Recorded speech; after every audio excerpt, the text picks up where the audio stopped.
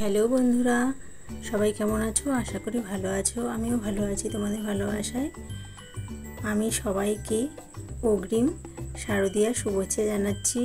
সবার পুজো ভালো কাটুক, সবাই ভালো থাকুক, সুস্থভাবে সবাই আনন্দ করুক, আমার এটাই ইচ্ছা।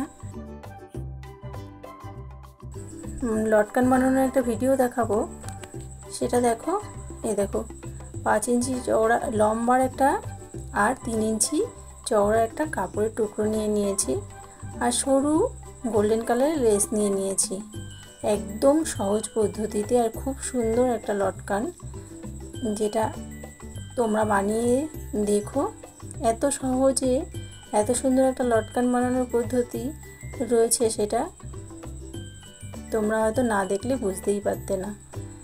দেখো বানিয়ে নিয়েছি। এবার চারিদিক দিয়ে লেসটাকে আমি সেলাই করে নিয়েছি। এবার আরেকবার ওইভাবে কিছুটা ডিস্টেন্স দিয়ে আমি আবার সেলাই করে নেব। তোমরা এটা বাড়িতে অবশ্যই ট্রাই করবে, করে দেখবে কত সুন্দর দেখতে হয়। তোমরা তোমাদের হিসাব মতন কাপড়ের চওড়াটা আর কাপড়ের লম্বাটা নিজের ইচ্ছা মতন নিতে পারো, সেটা যার যার নিজের ব্যাপার। দেখো এরকম তো দেখতে হয়েছে। এবার একটা দড়ি নিয়ে নেব।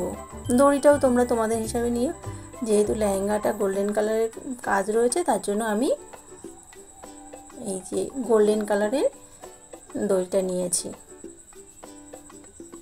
দেখো কাপড়টাকে ভাঁজ করে এরকম একটা সেলাই দিয়ে নিলাম, ব্যাস উল্টে দিলাম। দেখো মোটামুটি হয়েই গেল লটকান তৈরি করা।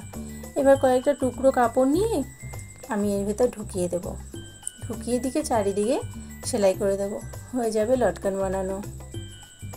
কত সহজ। তোমাদের আমার ভিডিও কেমন লাগে তোমরা কিন্তু অবশ্যই জানিও, তোমরা কমেন্টস করো। আর যদি কোথাও যদি বুঝতে অসুবিধা হয় তাহলে অবশ্যই জানাবে।